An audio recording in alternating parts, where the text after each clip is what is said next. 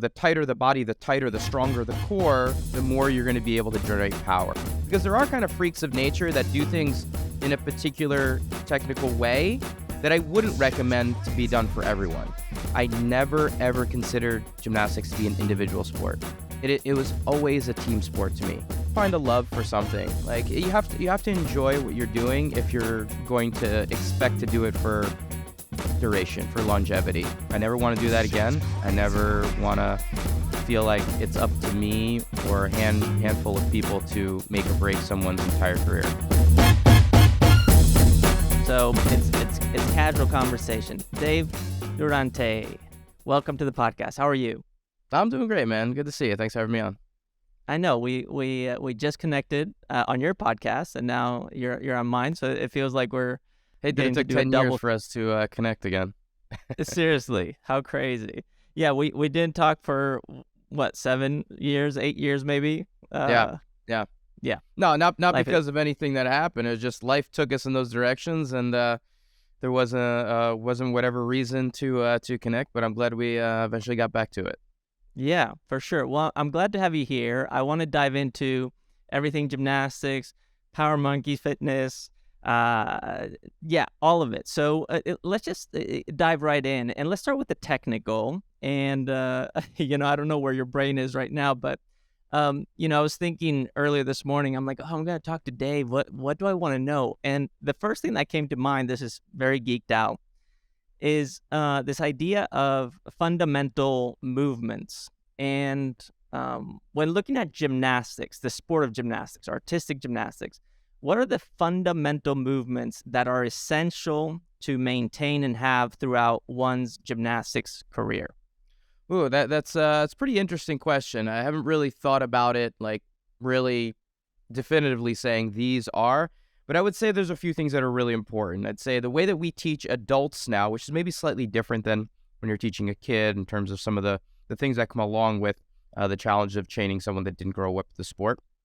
We always kind of talk about this idea of creating good shapes, right? And what goes into creating good shapes? A strong core. We talk about making sure you're maintaining a strong midline, not just what you have in your abdominals, but as well as your hip flexors and posterior chain and your rotation and lateral work. So I think a strong core is kind of a component there for shape creation, as well as mobility, right? You need to be able to get into the shapes that you need to be able to apply them to higher skill development.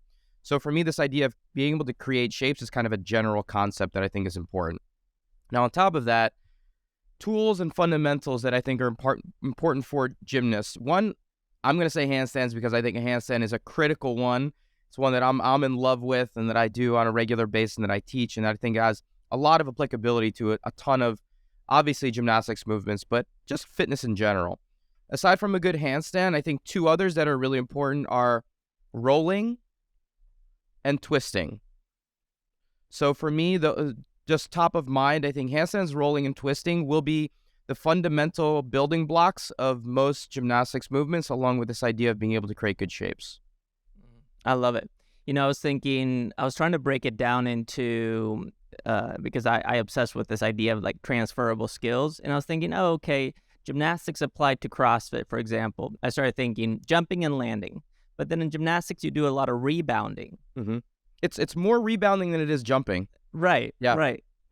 So I was thinking, okay, and I would say that maybe women do more jumping than men, just because like the beam versus men are mostly on floor and vault. Mm-hmm.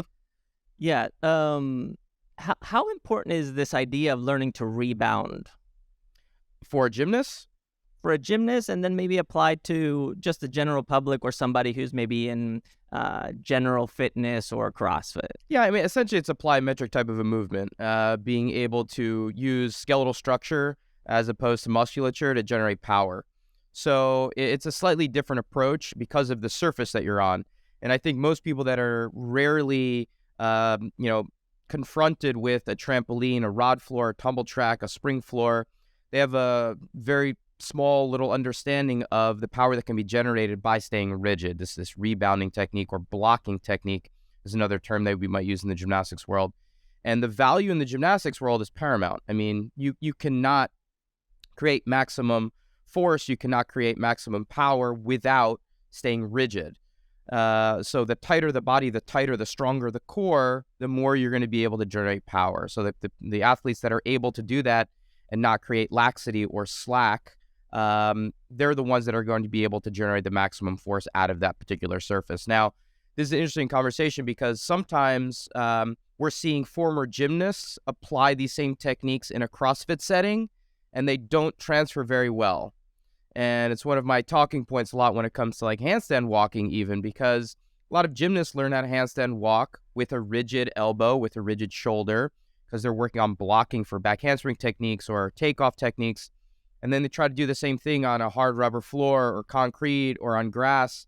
And if you're doing that same rigid technique on a surface that does not have rebound to it, you're essentially like crushing your joints. And so what we have to understand that there's more of a push technique on a surface that does not have a lot of rebound to it versus his blocking technique that's going to generate power for you. So there is slightly a different application according to how you're going to be utilizing it. But as a gymnast, that blocking a rigid technique is absolutely critical. Yeah, so it's kind of like the equipment makes a huge difference in how you approach this. And for those listening, like blocking, for example, it's learning to rebound basically with your upper body, let's say your hands and elbows and shoulders, but not just rebounding, it's using the equipment to help you rebound. So on floor, vault, etc. Absolutely. Yeah, it's so interesting. And the other thing I was thinking about in terms of fundamental movements, and let's see if this resonates with you. I was thinking, okay, yeah, handstands, jumping, landing, rebounding, rolling, and then being able to do swinging. So for high bar, bars, rings, and then I was thinking, oh yeah, and then for tumbling, of course, being able to do like a snap down, for example, is key. Are those fundamental? Would you say that are something that carry throughout the sport of gymnastics, and are those transferable? Yeah, absolutely. So I think instead of swinging, just hanging as even a precursor to that, because I think that shape creation will kind of build into that swinging technique. They kind of work hand in hand, but hanging in general is one of the other things that I preach endlessly as being valuable to any athlete. Grip strength we've seen to have a ton of value just in terms of longevity outside of just its value in terms of sport. And so I would highly recommend people working on hanging techniques, not just in over grip, but the value that comes along with mixed grip and supinated grip as well, working on one arm hangs to be able to actually manipulate apparatus in your hand and working on not the apparatus controlling you, but you controlling the apparatus. That comes from understanding what that bar or ring feels like in your hand. It's actually, just as a little side note, it's one of the reasons why I think when you're learning, unless you have a tear and there's fluids all over the bar, I'd recommend people learning how to hang without grips on so they can really start to understand what that apparatus feels like in their hand. It's a much more of a connection to the apparatus. So hanging, I think, is a critical one as well. And then from there, building into swings and beyond. I think snap downs is an interesting one. It's very specific. I think it comes more to that. It falls into that rebound category. It's a similar type of action and movement to the rebound. It just the starting point is slightly different. So it's just coming from a slightly different movement, a slightly different angle, but the purpose behind it is still to be able to generate power from the floor and then create a particular angle out of it. So I don't know if many of your listeners have done a snap down from a block or from a springboard or anything, but essentially it's starting in an inverted position and snapping your feet down towards the ground to then be able to set up for what you might utilize in coming out of a round off or out of back handspring to generate power for maybe a tumbling type of a movement. Right, and like you were saying, the angles there are key because if you're doing a round up back handspring, of course you're going to want to land at a different angle than if you want to take off and do a double layout. Yeah, and can I just mention Huge. something on that really quickly? Please. This is something that I think is still developing in the sense of the techniques that maybe we learned and that I'm still confident work are being challenged a little bit. I know where you're going. I know where you're going. Japan. Yes, absolutely. If you watch some of the insane athletes that are doing things on Instagram or performing at the Olympic Games or World Championships, we're seeing some techniques that are very different than what we were taught. And a lot of them have to do with wide hand position on a round off. almost into a position where they're in like a wide arm Japanese type handstand, so wide that it would never be anything that we would have normally heard as a correct technical aspect or technical component. Or round off into a triple back, or round off into a double double. Movements that are incredibly challenging, that were always thought that you needed a back handspring or you needed to generate more momentum into being able to actually do that high level skill. And those are being challenged now by some variation in techniques in terms of how things are being initiated. So I would say that, yes, these are absolutely fundamental things that we taught, but they're being tweaked a little bit by some new athletes out there with incredible results. So I'd like to say that things are constantly evolving, and we're learning from the past and making things even a little bit more exciting. Yeah, I love that you bring this up. And for people listening right now, we probably lost, 70% of the listeners, but that's good. That's good. I wanted to get just geeked out and technical here. I love that you bring this up, because one of the things that I'm also interested in is seeing the overlap between traditional sports and these alternative action sports. And something that we've seen, the Japanese have really brought this to the forefront, is twisting in a way that happens off axis. And it's because of the width of the hands, the speed that you have to generate to be able to get to these positions, to rebound in a way that allows you to get the height and also get all the twisting in within the range of motion that you have, is producing a whole new style of gymnastics. From your traditionally trained eye, does that seem appealing to you? Is it exciting, or is it like, oh, what are you doing? I think at first it's like, oh my gosh, what is happening here? It's a little bit of a shock to the system to see athletes performing in a way that is so unorthodox. And then you take a deep breath and you say, okay, this is an evolution. The sport is evolving. The level of skill that athletes are doing now is already light years ahead of what we were doing when we were, I finished competing now 14 years ago, and I am so grateful that I'm not competing anymore because of the craziness that I'm seeing these guys do now. So, there is this moment of, okay, yes, it's different. Why is it different? What is it going to allow for the sport to do moving forward? And so I think it's important as someone who likes to analyze movement and a coach, however you want to put it, and what my position is now, to be able to appreciate that it's a part of the learning process, to be able to say, is there value here? Is this just one anomaly that's able to do it this particular way, or does it have transferability in terms of how we apply this to general population or more athletes? Because there are kind of freaks of nature that do things in a particular technical way that I wouldn't recommend to be done for everyone. And you'd be able to say, yeah, that person can do it that way because of their anatomy, or because of their ability to have fast twitch muscle fibers activated in ways that other people can't. And so you can't apply that to everyone. But then there are more general technical changes that I think are more applicable. So it's about kind of weeding through those differences in terms of who the athlete maybe is. That's a great point. And it kind of helps me segue a little bit into the conversation that I wanted to have with you around gymnastics applied to artistic gymnastics versus gymnastics applied to general fitness or CrossFit.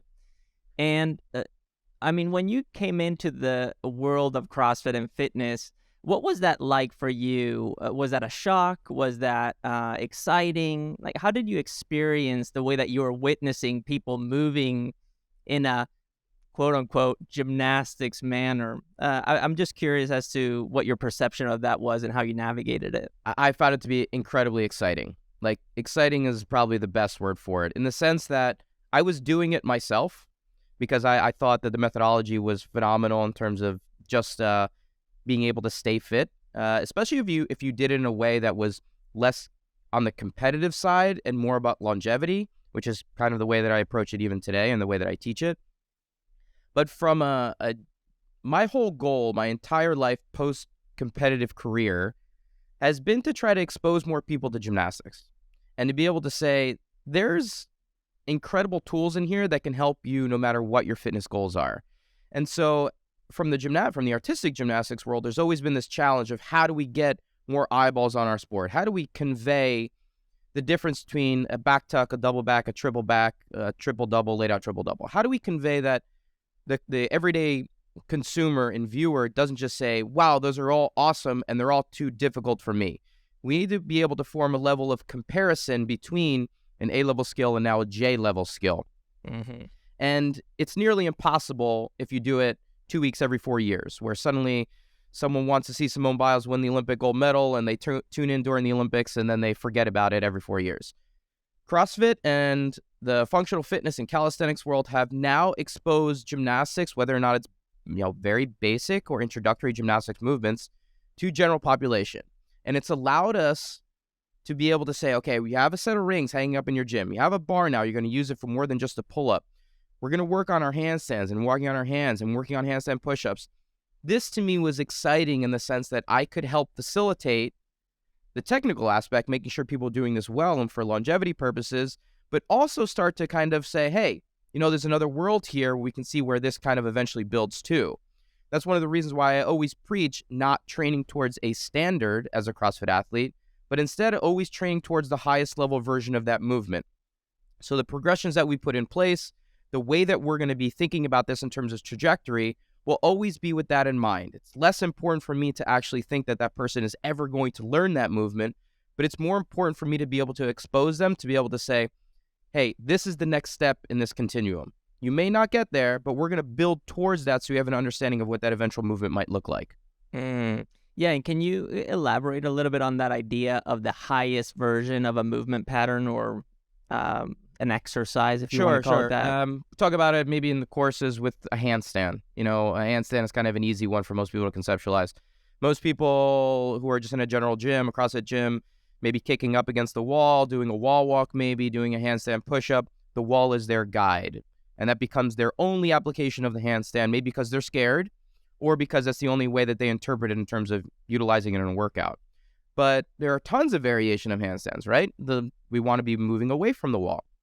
We want to be able to do a freestanding handstand with purpose and control, right? Being able to work with precision, finding alignment, then maybe doing a handstand on parallettes, then maybe working towards a one-arm handstand, maybe working on some variations of different positional components for the handstand, maybe doing a handstand freestanding on rings one day, maybe a swinging handstand on rings one day.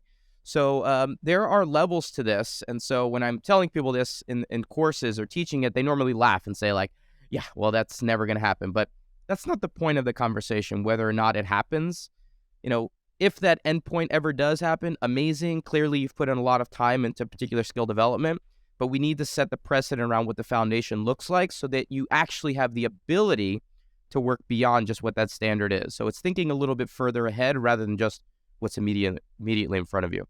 Yeah, and I love that you're bringing this to the forefront, because something that anybody who is a high performer that is maybe new or newish to high performance has a hard time seeing the long road. And right now, I mean, just CrossFit itself is currently in evolution, and it's evolving faster than people can keep up with the evolution itself. And although, yeah, there are standards that are set through the CrossFit Games or the sport of CrossFit, it's not giving people the full range, the full potential. And just what you shared about the handstand right now gives people the ability to think about, wait a second, if I do a muscle up 2 handstand and that happens to be a standard in a competition, eventually my rings are going to swing because we haven't standardized the length of the straps, for example. Mm-hmm. Thus, the swing is going to be a little bit different. How do I work with that swing to be able to get back into rhythm? Simple things, I guess, for somebody like yourself who has been through gymnastics training and has had to go through this. But for somebody who's in the CrossFit space, it's hard to see. Mm-hmm. And I just think it's very cool that you're bringing that up. I'm curious now. Let's just rewind and go back to this idea of shaping, body shaping, that you were talking about earlier.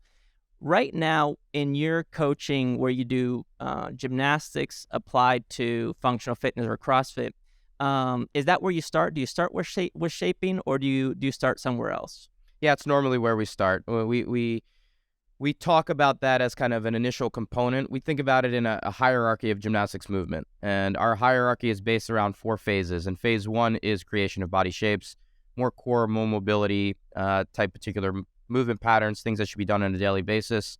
And then from that shape creation, it goes to static hold controlled movements.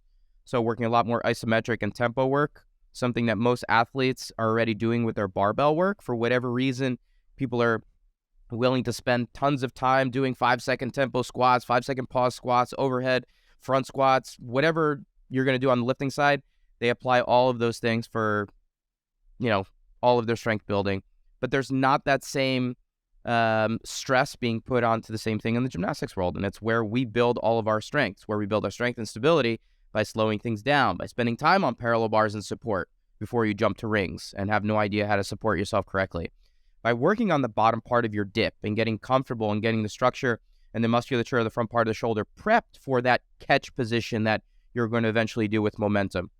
So we spend a ton of time after shape creation on this misstep or a neglected step or boring step maybe for some people, and try to kind of put it into a way that allows them to understand the value around isometric work, tempo work, eccentrics, so that they can actually start getting into the phase 3, which is dynamic, using momentum, using kipping, and do it in a much more not just safe way, but also efficient way. We want them to be able to move safely, but also efficiently, and say, this is going to help your time as well. You're going to become better at the movement because you actually move well.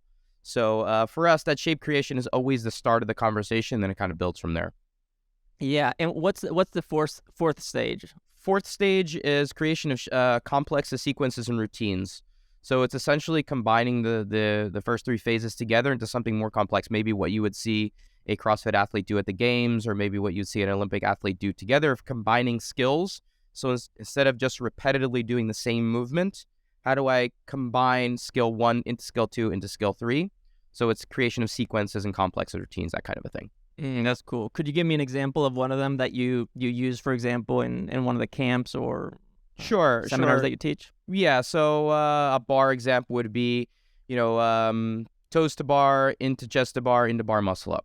So they have to go from a below the bar to above the bar, or if we do that, then above the bar, front roll out of it, back to a hang, into some strict movements. So you go from a swing and then into a strict. So it forces them to kind of think about movements in different planes and different patterns, as well as different speeds. That's exciting. Yeah, and what have you found surprising in working with athletes that are outside of gymnastics, learning gymnastics at maybe a later age?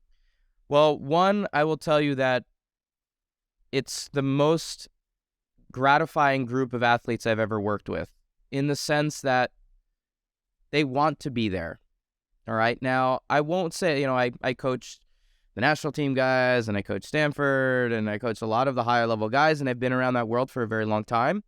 Not to say that those guys don't want to be there, but it's a job for them, and there are days when you don't want to be there, and there's days when your body's hurting and there's other things going on. And when it's a job, a lot of other things come into play, and there's a lot more like coaxing into getting things out of an athlete, rather than an athlete that's doing it because it's a hobby or something that they really love. So when they come into the gym, they're going to be present and they're really enjoying it.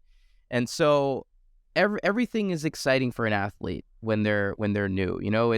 It's learning something for the first time. It's doing something they didn't think they were capable of doing, and finding a love for something at 50 years old is exciting. And sometimes people don't think that they're capable of doing that. And so for me, it's gratifying in a way that I didn't get when I was coaching higher level gymnasts. And I there's amazing things about that world too, but I just find it to be so exciting and gratifying and filling for my soul to be able to work with people that are new to it later in life. I feel like I'm exposing them to a secret that I've known my entire life, and now and giving them kind of the ability to see that same thing. So for me, it's an incredibly exciting thing. And then, like I said, passing on some aspects of the higher level sport that maybe they didn't know existed otherwise. Talking about some of the rules and regulations, and the fact that we used to have 3 other events in men's gymnastics that were pretty cool, whether that be rope climb or Indian clubs or swinging rings, and like giving some of the history of the sport that I think are exciting to me, to be able to pass that on so they have some better understanding of where we come from. Yeah, that is really cool. And right now, how much time do you spend in the CrossFit space versus the artistic gymnastics space? Well, a little bit of background.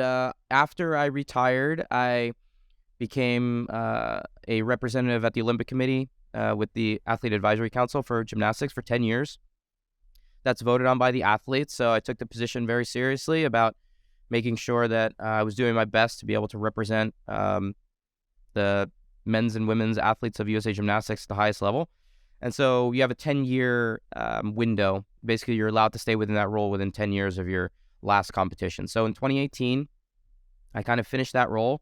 And along with that role, I was also part of the men's technical committee with USA Gymnastics. So I helped with some of the rules and things like that. I helped with the selection procedures, I helped pick the world championship teams and the Olympic teams that were kind of in that window of time. So that's the worst position I ever had and ever had to deal with. And I'd never want to have that position again. It's a miserable thing to have to do, to make the dreams come true of 5-6 athletes and ruin the lives of a few others in terms of their athletic achievement. It's a miserable thing to do, but I took it seriously. It was something I really cared about.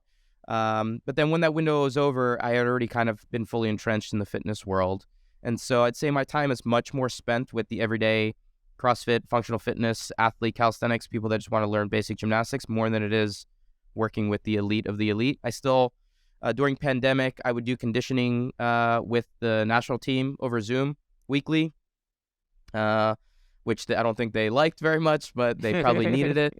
But for the most part, my world is much more in the functional fitness CrossFit world than it is in artistic gymnastics these days, even though I'm still a huge Yeah, fan. makes sense.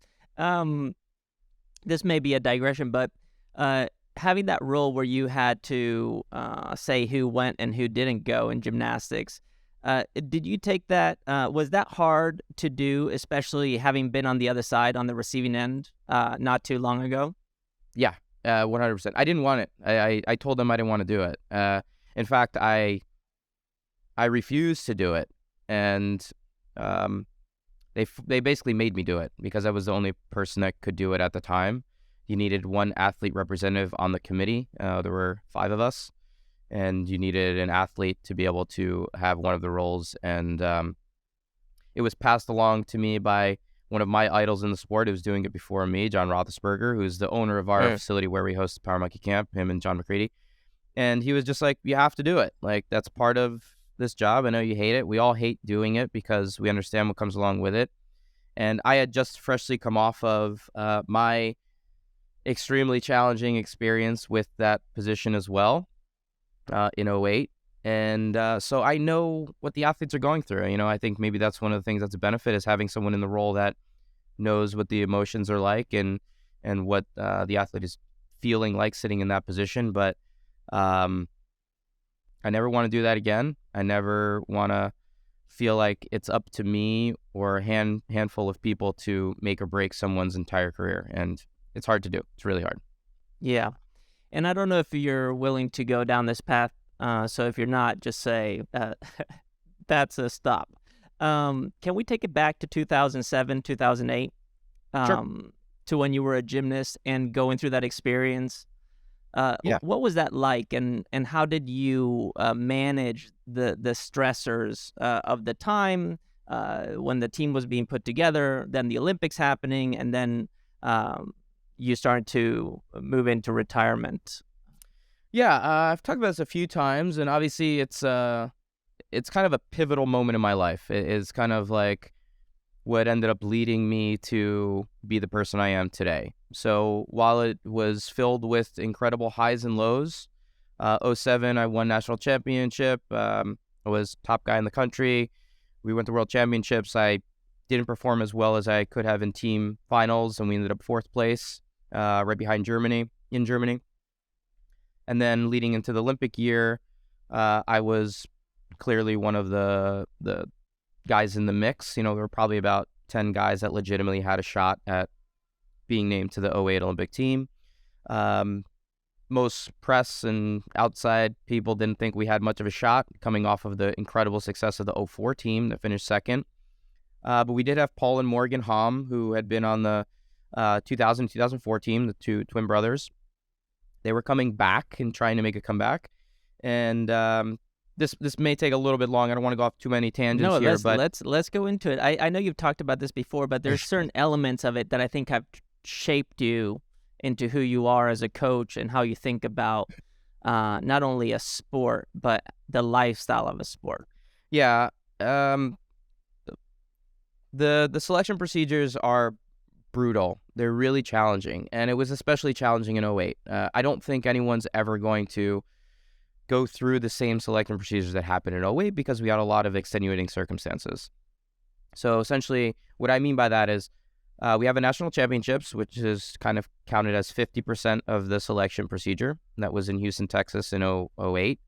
And at that competition, Paul Hom won, but on the last event, he broke his hand.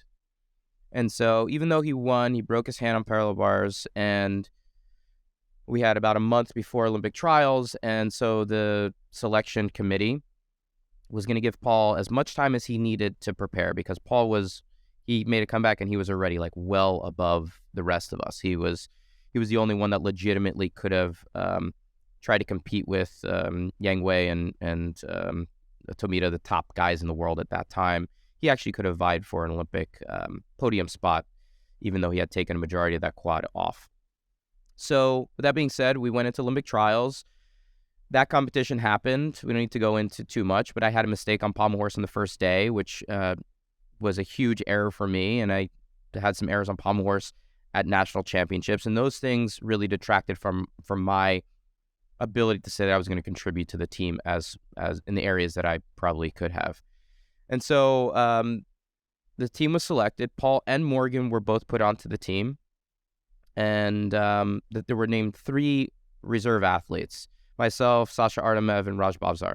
And the 3 of us were named traveling reserves. But we had another selection competition, Olympics selection camp at the Olympic Training Center right before we left for Beijing.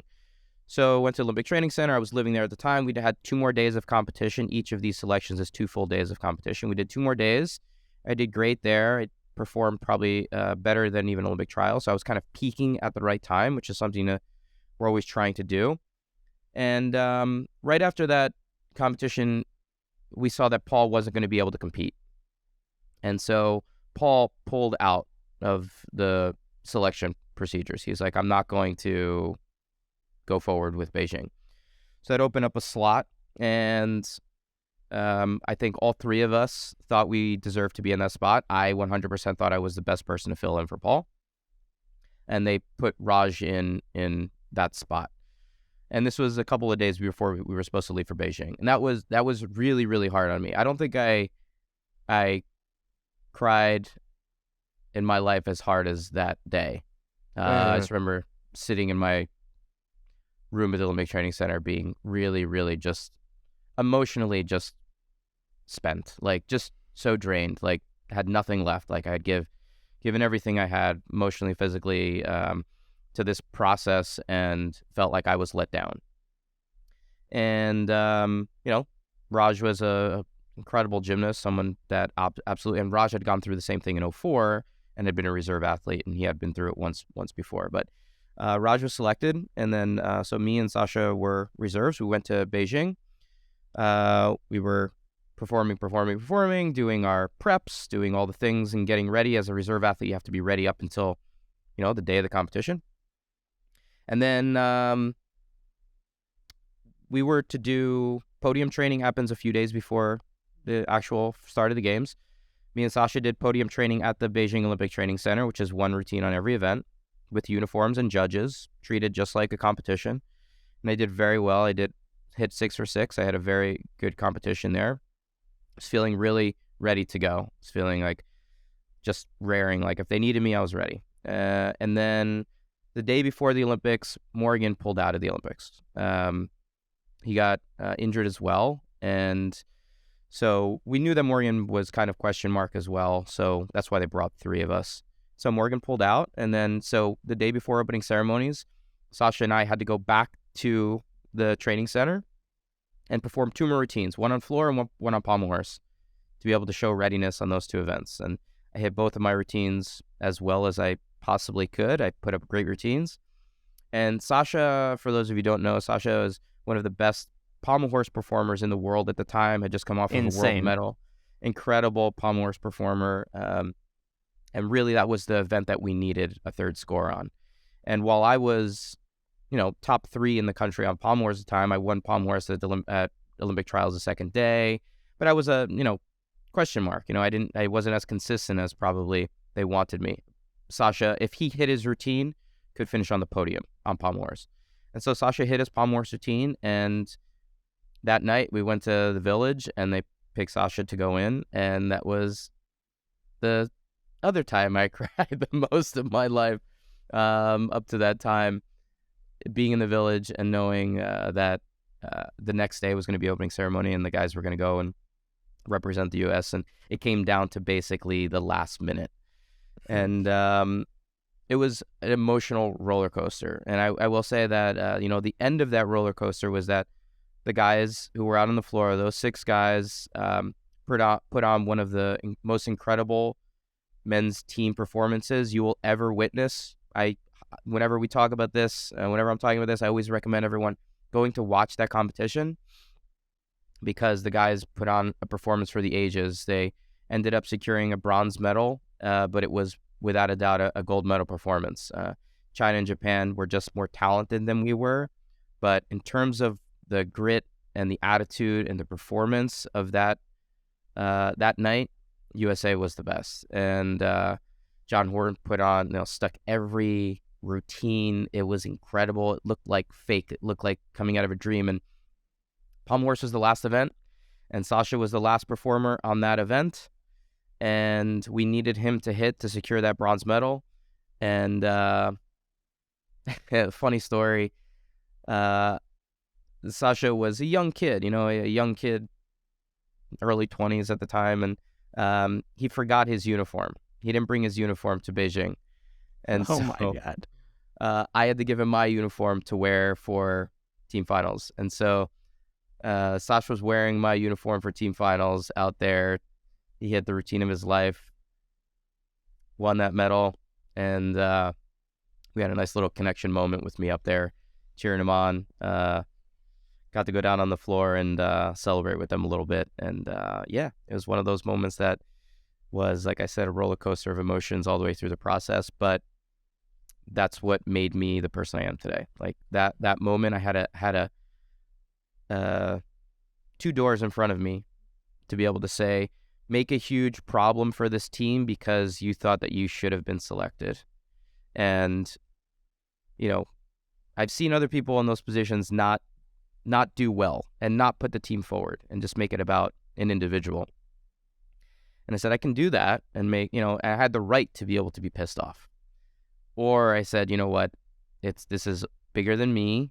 The team is absolutely what matters. And the selection is what the selection is. It's part of how it is. And you do everything you possibly can at this moment to make sure that the team succeeds. And that's the door that I chose. And, carrying water bottles and bringing the bags and cheering my ass off and making sure that the guys were as ready as possible to be able to succeed that night. And they did.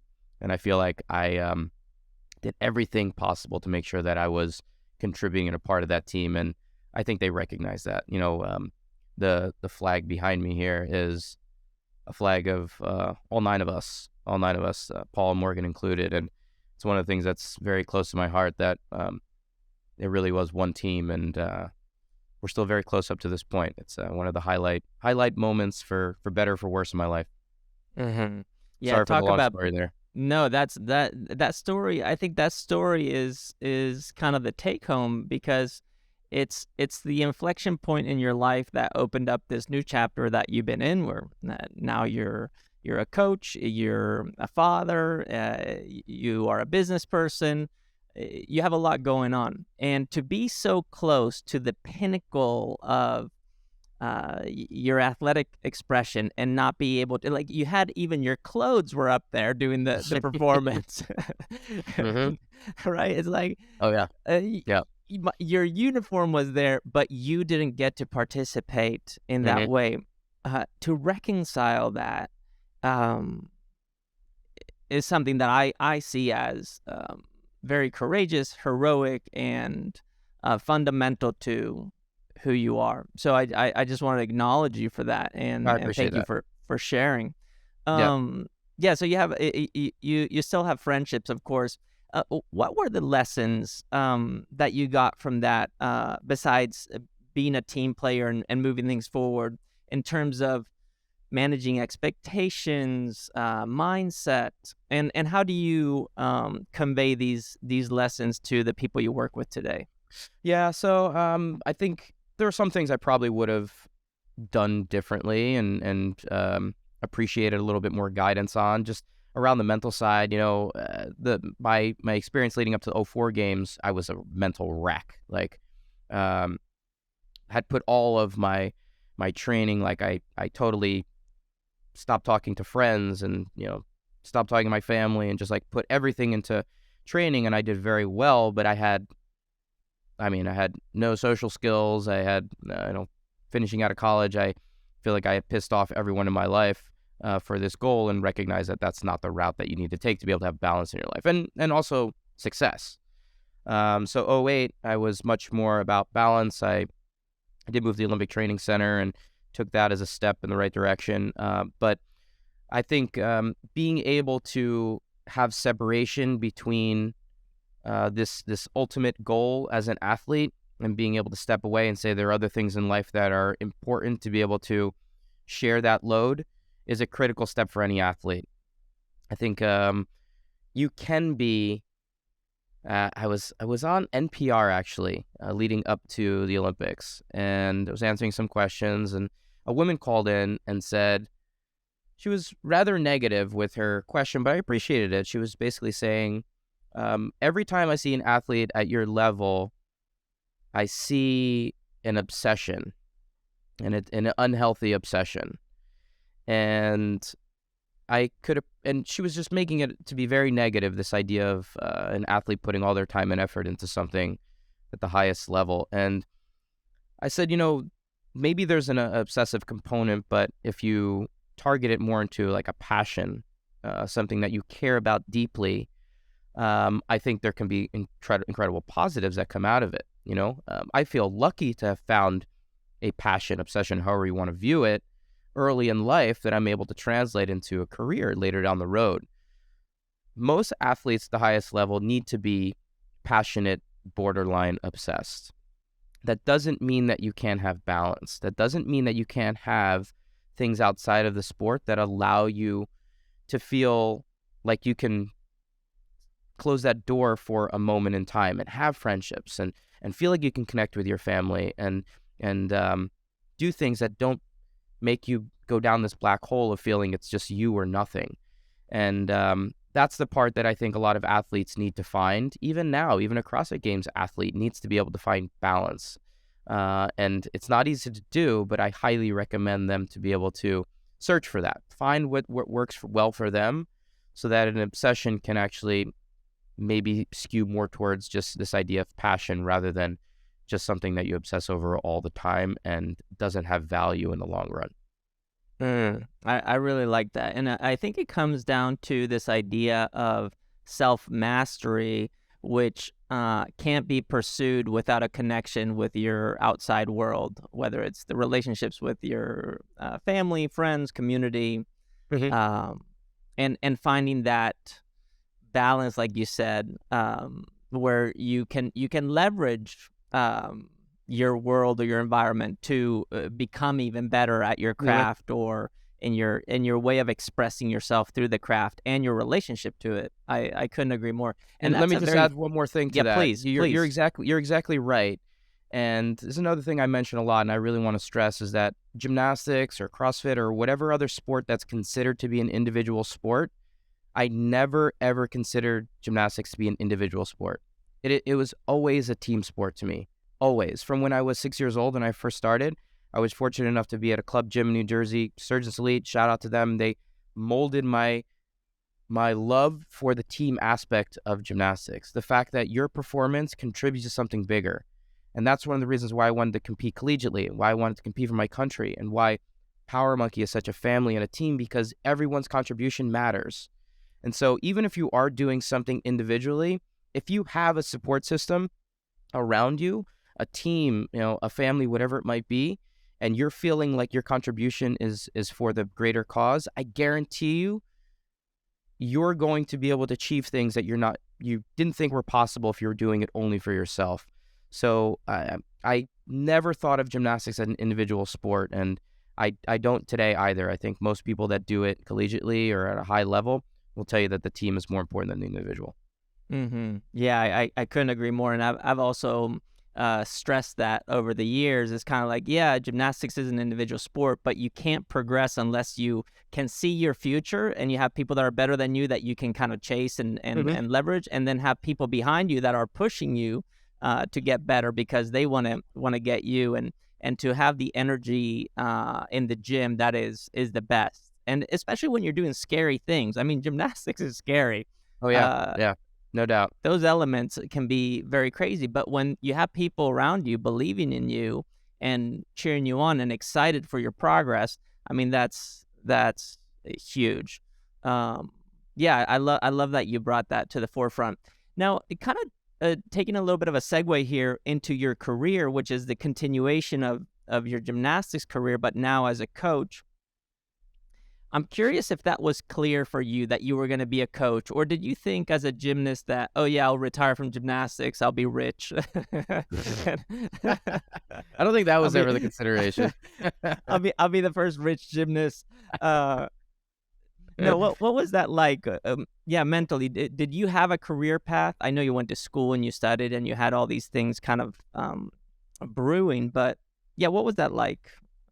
I actively did not want to be a coach. I said this is 100% not the career path that I would like to do.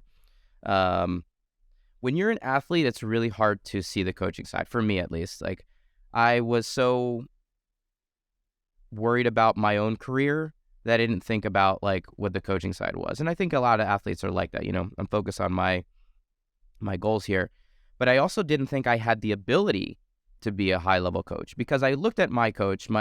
All my coaches contributed something really important to my career, but my final coach, the one at the Olympic Training Center, I think is the best coach in the world. He's just he can read minds, essentially. I always thought he had the ability to know my thoughts, even maybe before I had the thoughts. Not could read my mind in real time, but he had the ability to be so intuitive with each of his athletes individually that it was a skill that I thought you were born with, and I don't have the ability to coach at his level. Therefore, I don't think I want to be a coach. He was phenomenal. I mean, technically and emotionally, he just had everything there to be able to provide me with what I needed to achieve the highest level. And sometimes I felt like I let him down. Like I didn't achieve the things that he saw in me because I underperformed. But it was never because of his lack of coaching ability. And I actually, like I said, I wanted to get away. I had gotten a human biology degree from Stanford, minor in psychology, considered a career in the medical field, physical therapy. But then when I moved to Olympic Training Center, my focus kind of geared much more towards just training. And then after I retired, I moved to Italy, and I'm an Italian citizen, and most of my family lives out there. And I wanted to get away from the sport. I wanted to kind of like just change gears a little bit. And I had tried to set up some internships in some wineries to work in the wine industry a little bit. I really love that. And so I was like thinking something completely different than sport and training. And then I had an unfortunate incident happen while I was in Austria with one of my gymnast friends who was on the Austrian Olympic team. I went to go visit him in Innsbruck, and he took me skiing for the first time, where they've had 2 Olympic Games, so it was not like a bunny slope, and my knees are pathetic. And Goodness. I fell in the first 50 feet and blew my knee out, ACL, MCL, meniscus, which is my third blown out knee. And so I had to have surgery in Italy. And during my rehab process, I started doing PT and recovery in a small gymnastics gym in Rome, and started work with these kids. And I started to fall in love with working with these little kids that were kind of new to the sport, and I really enjoyed going in there, and I could see them kind of getting a little bit better. And I kind of said, you know what, I actually enjoy this more than I thought. And at the time, I had been doing CrossFit and things like that. So when I moved back to the States, I started kind of formulating this idea that, hey, maybe this is a career path for you with this new emerging world of people that are interested in the sport. I'd coached Stanford for a little bit, but I was like, I don't think I want to coach at the highest level. This is a whole new group of people that might need my help and could use my help. So it kind of fell into my lap after an unfortunate injury. That is so cool. And then after that, when was the inception of Power Monkeys, and how did that align with you getting into the CrossFit world and being where you are today? Sure. So Power Monkey was an existing company. It had been founded in 2011 by a couple down in Florida. They were making rigs and some other equipment down in the Southeast area. And my partner and I, Shane, who we met in 2010 after I just moved back from Italy, performing. He was a stunt man and a coordinator for performances, Nick's halftime show, that kind of stuff. And then he asked me to be in the Victoria's Secret show in 2010. That's kind of where we met. I remember that, by the way. Yeah, yeah. That was awesome. Yeah, it was pretty amazing.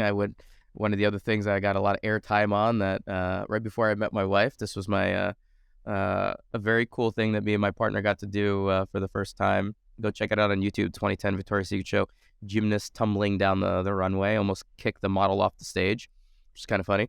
And if I don't remember, if I remember correctly, they had like mushrooms and stuff, and you were doing some circles, flares, and stuff. Yeah, right? all this stupid little back tucks. It was cool. I thought it was cool. I was like, I've never seen gymnastics in this way. This is cool. Yeah, we got some cool airtime. Very, very cool event. We still have that mushroom. It's at Power Monkey Camp, actually. It's signed by all the other gymnasts there. Sasha was one of them, too. Sasha was one of the gymnasts that did it with us. But yeah, so that was 2010, and we had the idea for our ring thing, which is our ring training device. Kind of in the gymnastics world, it's known as a dream machine. It's a 50-50 ring training device that works through a pulley system. We put one together and started to shop it around to a bunch of different equipment manufacturers, and Power Monkey liked the idea. They started making them for us, and I started being a traveling salesman. I would travel around the country with a few of these on my back and go to gyms and say, hey, interested in doing it? I would do some demos, and people would buy some, and I would be like, oh my God, we're going to make it just on this piece of equipment. And then over time, they brought us on as partners, and then we eventually bought them out a few years later and turned the company into what it is today, more around education. Obviously, our camps, our events, our retreats, but mostly around education, programming, our Power Monkey training app, and just trying to teach people a lot what it means to be technical. And our staff has expanded beyond gymnastics to a lot of other former elite athletes who transitioned into coaching in their respective fields. Mm-hmm. Yeah, the original partnership in terms of the technical coaching that you were doing in these camps was with Chad Vaughn, right? Yeah. Me and Chad are our logo. I don't know if it's and there. That's our logo. In fact, I have it right here on my desk too. Yeah. Oh yeah.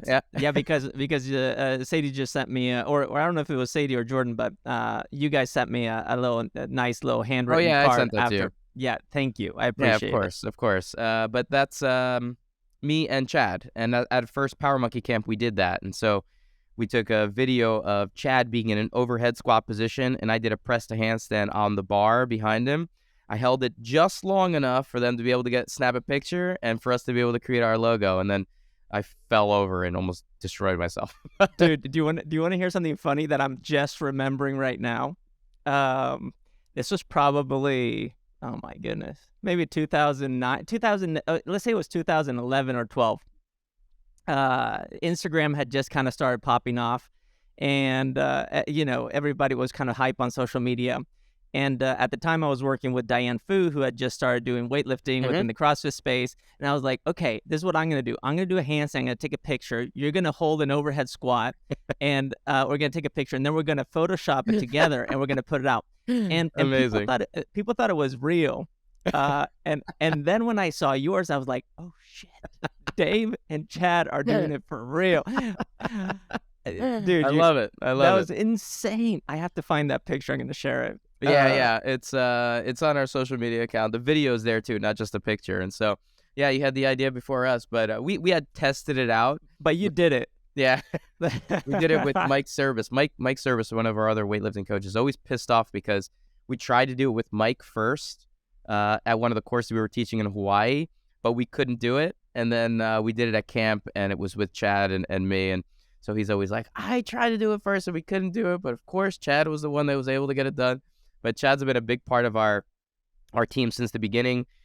We did a combo course, or just weightlifting and gymnastics technical seminars at CrossFit Milford, Jay Leiden's gym, years and years ago. It was the first time that we had come across each other's path at the Olympic Training Center over the years when we were both athletes. But that was the first time that we actually saw our work together in the CrossFit space. And we thought it was a really good idea to be able to expand in the same way that you and Diane and some others thought it might be good to bring some specialists from different worlds together. That is so cool. And now it's evolved, of course. And what's the deal with the app?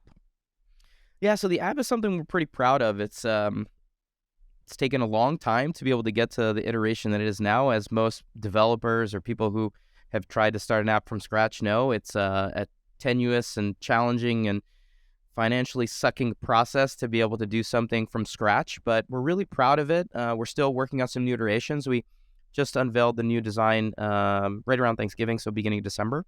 So it's fairly new, a couple months old, but it's primarily around gymnastics programs right now. We kind of have 4 different categories of programs. We have the skill development, which is one that most people would come to us for, learn a handstand, learn a pull-up, learn muscle up, whatever it might be. We have a lot of those skill development plans. They're meant for anyone and everyone. So for the person that's never touched a set of rings before, all the way up to someone that's, can get it during an open workout, but doesn't understand why the rest of the year they don't have it. And so you do an assessment, you get put into a level. And some of the cool things that we've allowed for within our the back end of the app is that even if someone gets put into the same level in one of these skill plans, it doesn't mean they're going to get the same plan. So the assessments are based around strength and mobility. So say your mobility is lacking in a particular area, you will get more programs around how to fix that mobility issue. Or if you're someone that's hypermobile, you'll get more stability exercises according to those limitations or, those issues. So it's allowed for a semi-individualized plan to be given out to people beyond just the level, beyond just the assessment, beyond just say we're all same level 1. It allows for a little bit more of an individualized experience, which is kind of unique. Beyond the skill development, we started to put in volume building plans for the athletes out there. So if you're trying to get 1 handstand push-up into 5, into 10, and 20, into 30, whatever, unbroken, we now have some volume plans that we're putting out there for the competitive athlete. We have these 365 plans, which fall in line with our initial conversation around the importance of doing core and mobility on a daily basis for creation of shapes. The first 365 plan that we have is Core 365, and they're just 10 to 15 minute max, maybe sometimes 5-minute core workouts every single day that vary it up in terms of what they tackle, all parts of that midline. And it's just more about adding an accessory piece around this idea of the importance of core work. And then aside from those 365, we have what we call monkey method. And our monkey method are the hierarchy plans built around GPP for gymnastics, around all of those phases that we mentioned. So we have a phase 1, beginner, intermediate, advanced, a phase 2, beginner, intermediate, advanced, phase 3, beginner, intermediate, advanced.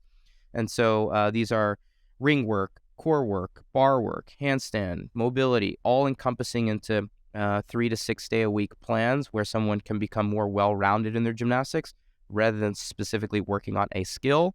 It allows them to become a little bit more well-rounded. The plans are a little bit longer, hour plus per session, but it gives a more well-rounded approach in terms of how they're applying their gymnastics rather than a specific skill. So that idea is the starting point, but we're going to start to slowly incorporate more of the Power Monkey coaches, weightlifting programs, running programs, kettlebell programs. The next iteration is going to expand into what we do in person at our camps in Tennessee, but we're starting out with the gymnastics side since that's what most people know us for. Mm-hmm. Yeah, that sounds amazing and very scary because it's a lot of work. Yeah, a lot goes into that, and as you said, costly. Now this But question may come out of left field, but I'm curious just to kind of get a sense of where you're at and where your audience is. What is it that you're currently sharing that people are just like eating up? It's like hotcakes versus what is the stuff that people are like crickets on? yeah, social media is the most annoying thing in the world in terms of what the algorithm is finding to be useful or not useful. I'd say we're constantly trying to figure out what our viewers and listeners and people who come to us for content are striving to know more about. I'd say that one, they are constantly interested in the minutia around technique still. They want to know a lot about breaking down of movements. They like when we offer some technical expertise around things that maybe they've heard, but maybe they like it in a different voice or things like that. So we're still working on the technical expertise side. The other thing that has always resonated well with my following, which I don't do enough of, is taking higher level gymnastics pieces and talking about them and saying, here's the routine that won rings at World Championships last year. Let's take a look and analyze what's going on and apply it to what you're doing. Let's look at his false grip and talk about false grip. Let's talk about the way that he's hanging and build out what we're seeing at a higher level. And people love not just being in awe of what those higher level athletes are doing, but also being able to analyze and break it down into their own specific, applications in their own gyms. So for It's us, kind of like, sorry for expertise. interrupting. It's kind of like, Yeah. is that like an entertaining case study? Yeah, basically. That's exactly right. That's how I treat it. That's how I treat it. And I think doing that more and more has, I've always found that to be fun for me because it gives me a chance to kind of expose people to things that they don't see in the regular gym, but also, seems to be something that people enjoy viewing as well. Mm-hmm. Yeah, that's cool. I really like that. And then I interrupted you, so you're on a flow. Hotcakes, and then what are things that are crickets that you're like, this is important. Why are you not listening to this? Oh man, I don't even know. Sometimes we put out workouts, like workouts that we think would be good. Anything me coaching to the camera, terrible. Nobody wants to hear that. Really? Are you serious? Yeah, to be honest with you, like it's really hard for me to be able to know, because like sometimes things will hit really well and we'll try to replicate it and it doesn't work. And it's like it's hard to know consistently the small minutia. I wouldn't say that. No, that's not true. When we put things on YouTube where I can do more long form discussions around a skill, those do really well. Like people really enjoy longer form discussions around more than what they might just get in a reel or something like that around the skill. And I can go a little bit deeper into some of the technical and some of the stories behind the skills, which I really enjoy. But in a longer form discussion, those work pretty well. But it's hard to get that across when you're in a short form reel where people just want to be amazed, or they scroll through so quickly that if someone's talking, it's like boring. Let's move on to the next thing where I need the shock and awe. Mm-hmm. Yeah. Do you spend a lot of time thinking about this, or you're kind of like, whatever, I'm just gonna keep developing the quality program that I have and the offerings, or is it something that you care about? I despise it. I really, really like, I hate social media. Like, I Yeah. hate that it's something that's a necessity.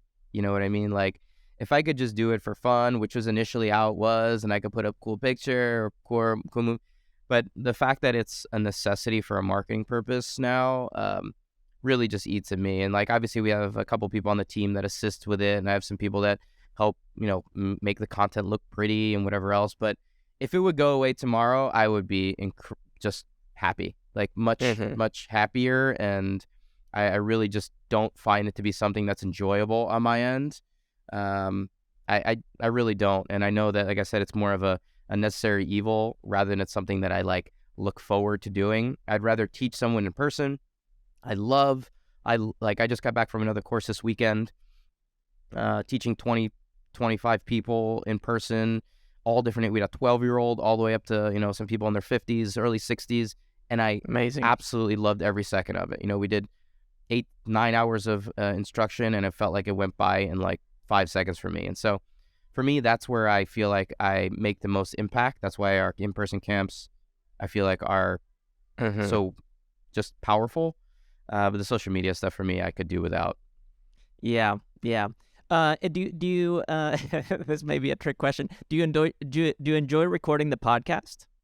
I do. I do. I actually, because I said, like, I think you can dive a little bit deeper, and as someone that does podcasts, it takes a while to find your voice and to understand how, because I don't really think of myself as a good interviewer. It's not something I went to school for, or something that I learned how to do. So the first few podcasts, you're learning exactly who you are on the air, and what the right questions are to ask, and not just be iterative of the same thing that the person has asked in the other 20 podcasts they've been on, and try to find the unique direction to take something.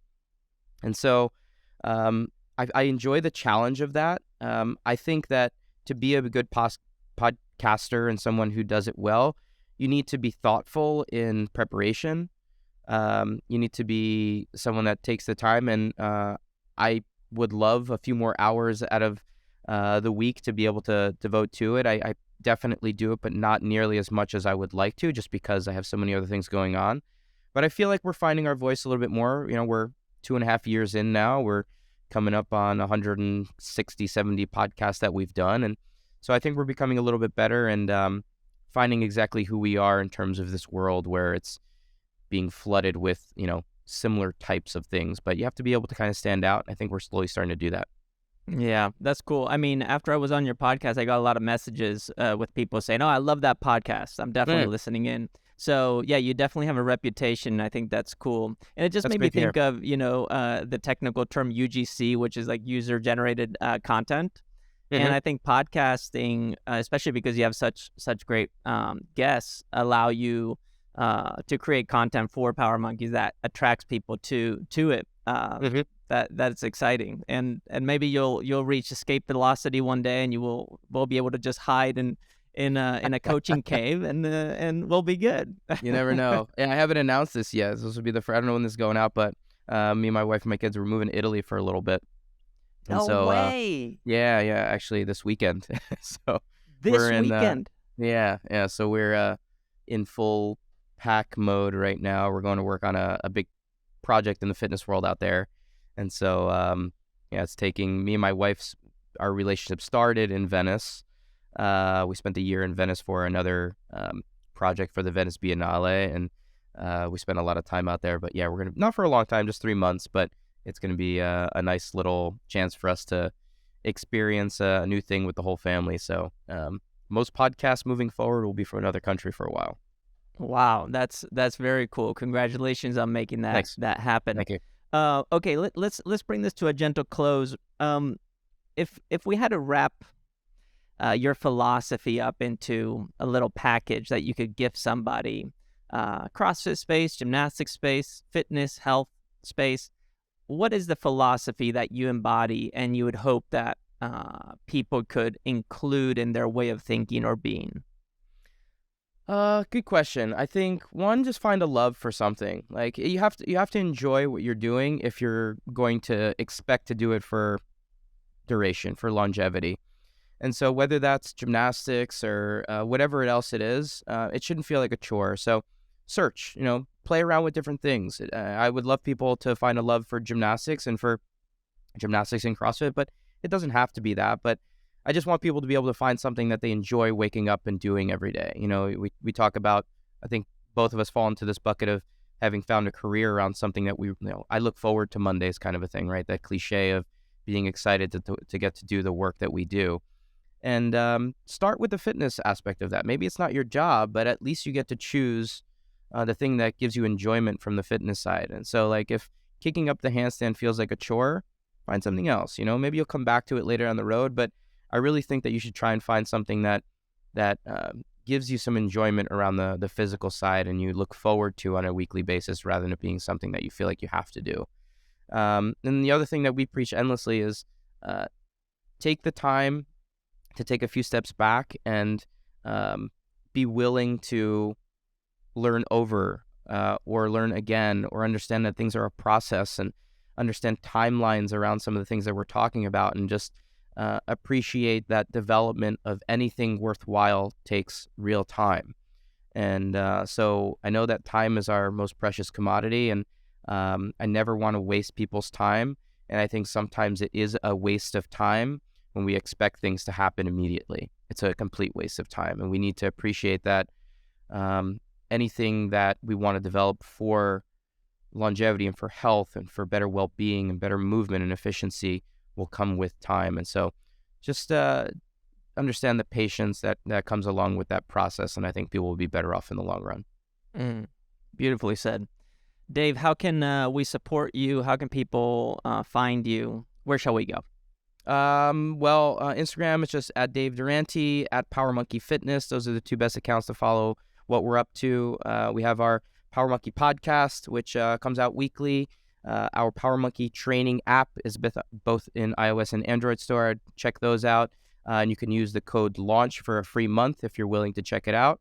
And then our Power Monkey Camp. This is our 10-year anniversary. We're really excited about it. Go to powermonkeycamp.com for check out our fall and spring dates. Spring, we just have a couple of spots left. It's going to be April 30th to May 6th. And then our 20th camp, which is going to be September 24th to September 30th, is about half full right now. So there's some spots left over, but they're going to be some pretty special ones for our 10 years. So those are all the places where you can find us right now. And just email me, Dave at Power Monkey Fitness. If you got a question, I want to be able to help out as many people as I can. If I have something that people find valuable, I want to be a resource for them. So hopefully they reach out. I love that. Dave, I've admired you as an athlete. In fact, when I got to see you compete in San Jose, I think it was 2008, actually. That was the Olympic trials. Oh, wait. Or was it? Yeah. Was it the Visa National Championships? No, 07 championships in San Jose. That's the one that I won. Yep. Yeah. And when I saw you live, I was like, this dude is a beast. So I have admired you as an athlete for a long time. I've admired you as a coach, and seeing your evolution over the last decade has been amazing. And I definitely admire you as a person, and I just appreciate you sharing so openly with me today. And I hope the listeners really got what they came for, and I look forward to more in the future. So thank you so much. Carl. I appreciate it, man. It's always good to chat, and I appreciate the questions and diving a little bit back into that history, and hopefully we can do it in person sometime soon. Yeah, let's make it happen. All right, dude. Thank you. Take care. This is the freestyle way.